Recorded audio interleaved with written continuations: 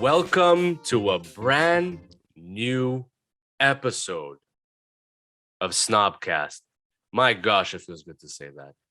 This is the reboot, the revival, call it what you will. This is SnobCast, and it's so good to speak to you all today. We took a bit of a hiatus, myself, with Chef Tom and Hype Man Steve, kind of pivoted doing other things. I hope you've been able to watch Cooking with Snobs up on YouTube, getting good feedback on that. I just thought that I'd come on here and, there are certain things in life that you want to do, and then you have the right support system to get up and do it. And this is what Snobcast is. I mean, the three of us, woke up one day, said, hey, we should shoot the shit and talk about fuck all. And we did. We did it for a while. And then we kind of got lost in the middle of all that, kind of just, getting good content out there for you. We weren't happy with the content at one point, but we're here and we pivoted, like I said, and we did other things. The guys on their own, Tom and Steve, have done their own things, their own projects. I mean, I've done my own projects, kind of still sticking with the comedy, stand-up comedy stuff. And then I said, I need to do something with Snobcast because Snobcast is my baby. Snob Media is my baby. So I need to do something, and this is it. And I think we're on the right path here. And so I'd like to come on here, every week, talk about shit that's going on in my life, talk about movies, talk about comedy, talk about music. These are the things that I'm passionate about and the things that I know inside out. And I'm so happy you're still here for the ride, and I can't wait to keep on going. I mean, I never in my life would have thought to do a podcast on my own, but hey, here we are. It could work, it could not work. Who the hell knows? But we'll take it day by day, week by week. And I hope to be on here for as long as I can, for as long as you'll have me, with good talks, great guests, which we will have at some point. And I'll have the guys back. I'll have Tom and I'll have Steve back on here. There is no bad blood, just to be clear. I see them almost every day. I see them more than my family. So so just to give you a heads up, we're all good. Everyone's good. You can follow us all on social media. And that's it. I mean, I'm on here now because I want to start doing this. I need to kick my ass and do it. And this is what I'm doing. So this episode might be fucking about nothing. Like most of the time, most of our episodes were about nothing, but you'll get something out of it. And if I can push you to fucking, get up and do something, well, then go out and do it. I mean, this is what happened with me. I woke up one day and I said, shit, I need to do something with the podcast. And I spoke to the guys and said, hey, what if I take it on solo, talk about movies and all that stuff that I know about, and keep it concise and keep it super small and like not long in length. So ideally, this would be what I would want to do is to come on here weekly and just talk for about 30 minutes, maximum 30 minutes. And it's kind of something that is being tested right now because a lot of friends of mine in comedy that are doing podcasts. And yes, I know everyone's grandmother has a podcast. I understand that, but some are really good. And I'm not saying that ours is great, but we enjoy doing it. So we hope that's what we give off when you watch us or when you listen to us. So, I mean, a lot of my comedian friends are doing this and they have the short podcast form and it's, maximum, 20, 30 minutes, and it works for them. And we actually did that a few weeks ago with an episode for Cooking with Snobs. The last two episodes that we released are under an hour, and we have had nothing but rave reviews about it because it wasn't so fucking long. So we took that and we said, okay, yes, the whole time that we sat there and we ate, we had great conversations with our guests, but maybe not everything needs to fucking air that way, So we kind of give carte blanche to our editor and was like, hey, watch the podcast. We trust you, and cut what you think needs to be cut. And that's what he did. And people were fucking like, hey, I was able to sit down and watch Cooking with Snobs in one sitting. I wasn't able to do it previously because the episodes were over an hour and I didn't have to watch it in 2 or 3 chunks. I could watch it. I sat down and I watched it all. And we love that. And this is why I want to just keep you, company in traffic, in your home, working from home, doing all these things. This is what it is now. We all got to adapt and pivot to the things that people want and for what you want for yourself as well. And I'm not here to fucking motivate you, but if I can, like I said, if I can kick your ass and get up and you do something, well, then go ahead and do it. You know what I mean? It's been an interesting, for me, it's been an interesting last year. Just a lot of self-discovery and a lot of changes in my life. One of the main changes being is that, I quit my full-time job, which was a family business. And I kind of did my own thing for a few months because I didn't know what the hell I wanted to do. I just knew I needed change. And here we are. Now I work my first ever corporate job, which I actually quite enjoy. But it's work from home and it's flexible and it's a different mentality. And it's something that I personally needed. And it kind of opened my mind to other things that I wanted to do, you know. In the last year, we've also put on a few great comedy shows, produced some great ones. In July of last year of 2021, Snob Media produced the first biggest comedy show in the East End of Montreal. Up to that point, since the pandemic, we had sold out. I think it was 250 seats, and it was just so inspiring and overwhelming, and just there's not enough time. There's not enough time putting on a show to actually enjoy every aspect of it. You know what I mean? Because I produce, I host, and I get all the the comics to come and all that. And there's the whole backstage part of it too. That's like super complex, but you don't have enough time to actually enjoy the entire process. You know what I mean? And thankfully, a good friend like Lino Creatives, Lino Shortino, who was a fucking brilliant filmmaker, was there that night to capture it all.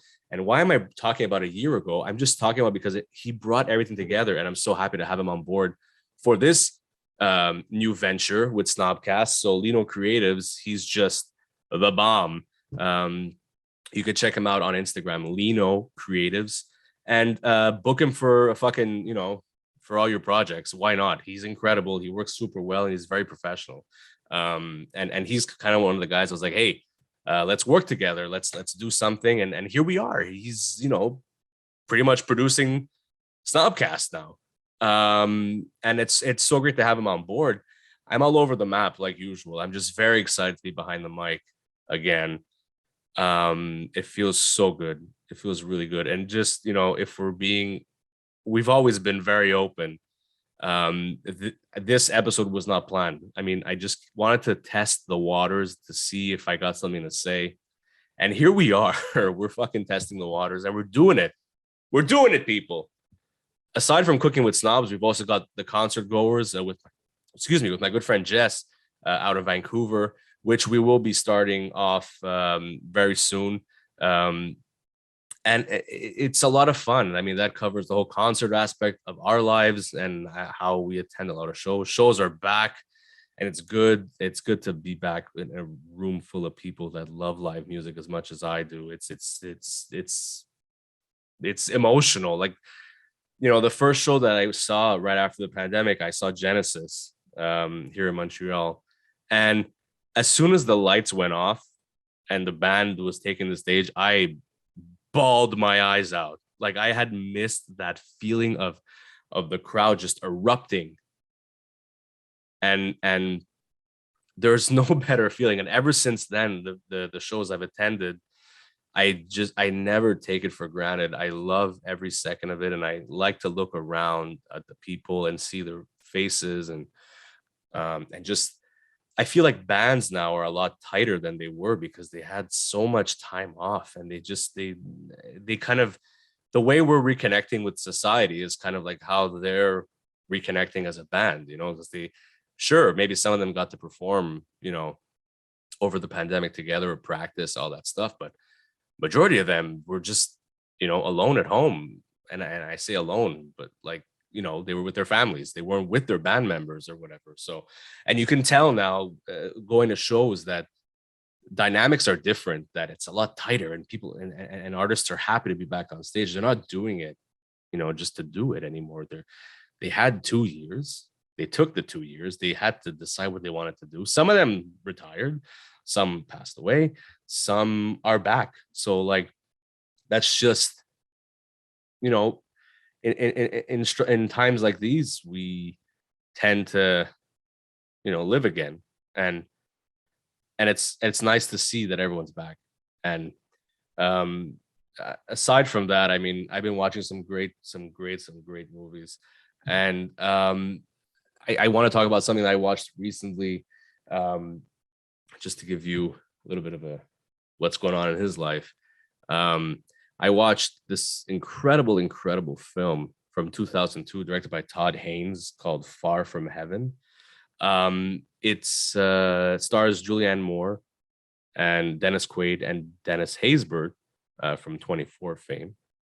But it just opened my mind. I had never seen it, one, and I know my mother had seen it, like when it came out, because we used to go to the movies a lot together when I was growing up. And we used to split movies. I used to go see something and she would go see something. So she went to see Far From Heaven, and I remember her loving it. It's such a sweeping, like, romance film. It's a romance film, but it's also like very dark, and it's set in the 50s in Connecticut. You know, Julianne Moore befriends this African American, and everyone's just side eyeing her, like, what the hell is up with this girl, you know? And at the same time, Julianne Moore's husband, played by Dennis Quaid, is harboring this huge secret that I won't give away if you haven't seen it. But it's I didn't expect it, and I feel like films like that aren't really made anymore. And it was just so beautifully shot.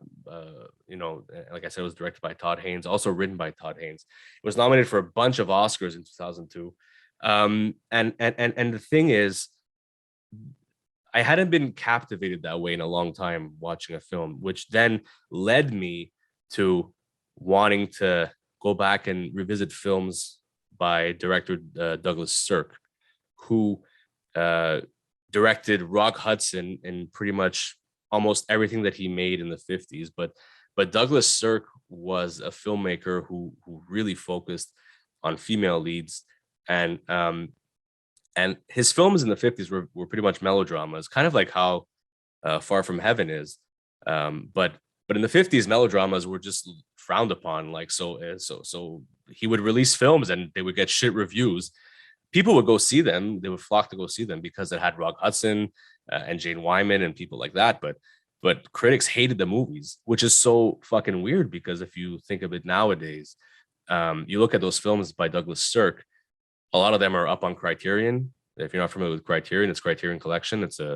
They preserve, you know, certain films. There's like thousands of titles now, but it's a expensive habit to buy it from them. But it's you never fucking, you know, never disappointed. So Criterion Collection took a lot of those Douglas Sirk films from the 50s and remastered them and restored them, and now they're available to purchase again. But those films nowadays are considered masterpieces of the time, you know, and it's just so weird how, you know, now we watch a film from the 50s and you're like, shit, this is a masterpiece. Back then in the 50s, they were watching it and they were saying, this is fucking garbage. You know what I mean? And I don't think anyone really commanded a scene like Douglas Sirk for romance films, because there's so much tension and so much just invigorating looks that the actors give one another, and it's like, holy shit, how was this even overlooked at all? Films by Douglas Sirk, by the way, that you should check out is All That Heaven Allows, Imitation of Life, which happened to be the last film he ever directed, which was in 1959. That was just the last film he decided to make, but he died only later in the 80s.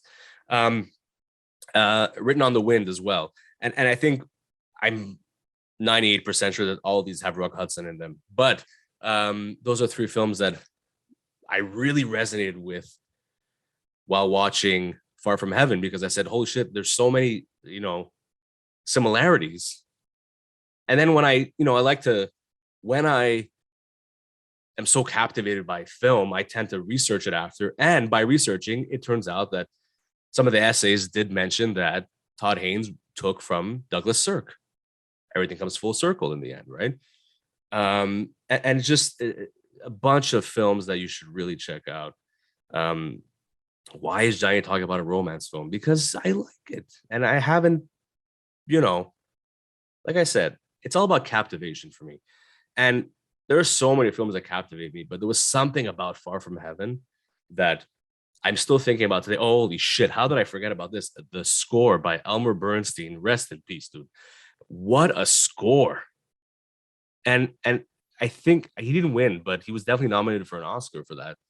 And but holy shit, just like he got the era down to a T.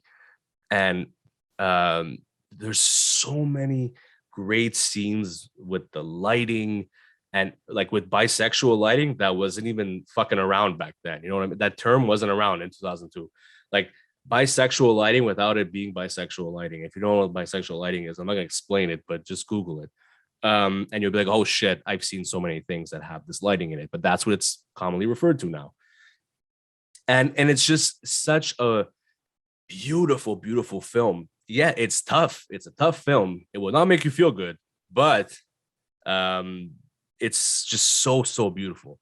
And for me, that's what the film is all about. It's just like how I can watch something and just get so fucking into it, and think of. I love thinking about films for days after I've seen it. Like if I watch, like for example, I watched Far From Heaven a few days ago. I'm still thinking about it today.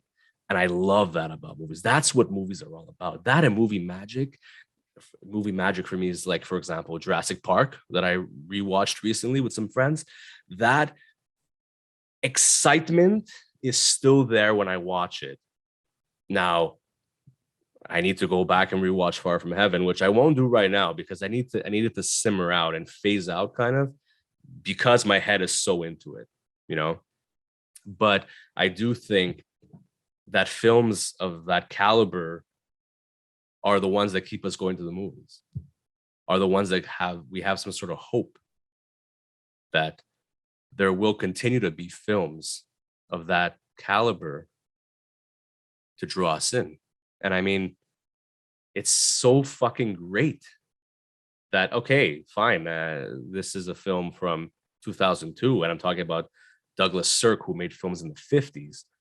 But in recent memory, I mean, films that really grabbed you. I mean, let's go with La La Land, for example, I do think was the best film of that decade. It has everything about it that is just so magical, and it just brings you into the old Hollywood musical fucking world. And like, why wouldn't you want to be brought into that world? It's as much as La La Land again is another depressing film. If you think about it, at the core of it, I can't really remember a film that made me feel that way. I did recently watch Everything Everywhere All at Once with Michelle Yeoh, and a film by the Daniels, which was incredible. That I watched it alone in an empty movie theater, me and my popcorn. Nothing could have been better in those 2.5 hours that I watched that film. And if you haven't seen it yet, fuck, go and do it. Everything Everywhere All at Once. It's just such an incredible film. And like, there's action, there's drama, there's romance, there's everything is just so exciting. Okay, not so much romance, but definitely like action and comedy for me. It's a great blend of things that make me feel good. And and and this was a film that really took me on that journey, and I really loved it. So all that to say, so a recap of films that I've mentioned is 2002's Far From Heaven with Julianne Moore. The films of Douglas Sirk, for example, All That Heaven Allows, Written on the Wind, Imitation of Life, Magnificent Obsession, That was the other one I was thinking of, by Douglas Sirk, with Rug Hudson as well. And then, of course, more recently, La La Land and Everything Everywhere All at Once. Just incredible, incredible films that will stand the test of time for me. And you can disagree, or think I'm crazy, but I'm telling you that in fucking 50 years from now, we will still be talking about these films. And that's the beauty of filmmaking and the beauty of watching films and having films that bring you into their lives. Film is like therapy for me. It always has been, which is why I enjoy going alone to see a movie, because I'm just brought into this other world. Whether the movie is shit or it's fantastic, I'm easily just as enthralled going to sit in a dark room with my popcorn and just letting go of everything else. That is the beauty of it.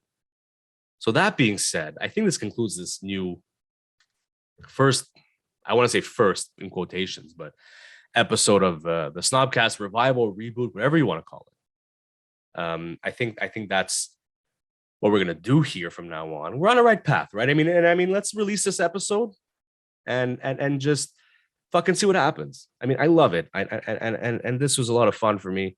And I just hope that you keep on listening, you keep supporting us, Chef Tom, Hype Man Steve, Snob Media, and all of our collaborators we've had all over the time, excuse me.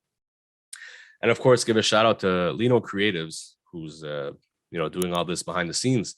But it's a time now. Things are opened. It's time to kick ass. Do that thing that you love, and I'll just keep watching movies. I'll keep going to live shows. I'll keep listening to music and giving you the 411 and whatever the fuck's going on. You know what I mean? I love doing this, so I'm telling you, the full circle moment here is do what you want to do. Get up and fucking kick ass. And that's it for this week on SnobCast. We hope to see you again next week. Ciao.